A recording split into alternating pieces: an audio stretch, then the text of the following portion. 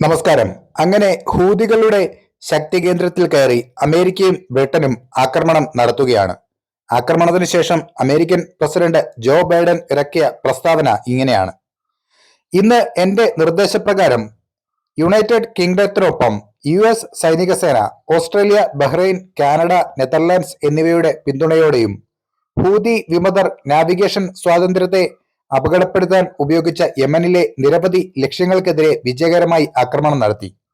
ലോകത്തിലെ ഏറ്റവും പ്രധാനപ്പെട്ട ജലപാതകളിൽ ചരിത്രത്തിലാദ്യമായി കപ്പൽ വിരുദ്ധ ബാലിസ്റ്റിക് മിസൈലുകൾ ഉപയോഗിച്ചതുൾപ്പെടെ ചെങ്കടലിൽ അന്താരാഷ്ട്ര സമുദ്ര കപ്പലുകൾക്കെതിരായ അഭൂതപൂർവമായ ഹൂതി ആക്രമണങ്ങളുടെ നേരിട്ടുള്ള പ്രതികരണമാണ് ഈ ആക്രമണങ്ങൾ.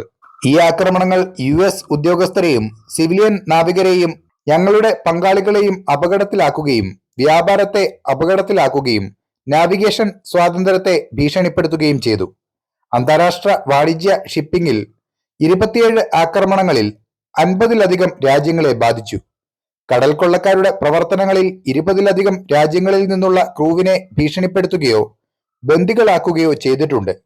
ഉൽപ്പന്ന ഷിപ്പിംഗ് സമയങ്ങളിൽ ആഴ്ചകളോളം കാലതാമസമുണ്ടാക്കുന്ന ചെങ്കടൽ ഒഴിവാക്കാൻ 2000-ലധികം കപ്പലുകൾ ആയിരക്കണക്കിന് മൈലുകൾ വഴിതിരിച്ചുവിടാൻ നിർബന്ധിതരായി. ജനുവരി 9-ന് ഹൂതികൾ അമേരിക്കൻ കപ്പലുകളെ നേരിട്ട് ലക്ഷ്യം വെച്ചാണ് ഇതുവരെയുള്ള ഏറ്റവും വലിയ ആക്രമണം നടത്തിയത്. ഈ വിപുലമായ നയതന്ത്ര പ്രചാരണത്തിനും ഹൂതി വിമതരുടെ വാണിജ്യ കപ്പലുകൾക്കെതിരായ ആക്രമണം രൂക്ഷമായതിനും പിന്നാലെയാണ് ഇന്നത്തെ പ്രതിരോധ നടപടി. ഈ ടാർഗറ്റഡ് സ്ട്രൈക്കുകൾ യുണൈറ്റഡ് സ്റ്റേറ്റ്സും ഞങ്ങളുടെ പങ്കാളികളും ഞങ്ങളുടെ ഉദ്യോഗസ്ഥർക്കെതിരായ ആക്രമണങ്ങൾ വെച്ചുപൊറുപ്പിക്കില്ല, അല്ലെങ്കിൽ ലോകത്തിലെ ഏറ്റവും നിർണായകമായ വാണിജ്യ റൂട്ടുകളിലൊന്നിൽ നാവിഗേഷൻ സ്വാതന്ത്ര്യത്തെ തടസ്സപ്പെടുത്താൻ ശത്രുക്കളെ അനുവദിക്കില്ല എന്നതിന്റെ വ്യക്തമായ സന്ദേശമാണ്.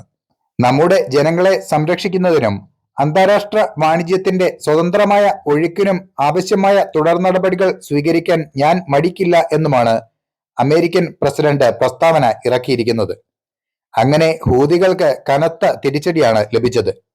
ഏതായാലും ആക്രമണത്തിന് മണിക്കൂറുകൾക്ക് മുൻപ് ഇന്ത്യൻ വിദേശകാര്യമന്ത്രി S ജയശങ്കറുമായി ചെങ്കടലിലെ സ്ഥിതിഗതികൾ American state secretary Antony Blinken ചർച്ച ചെയ്തിരുന്നു.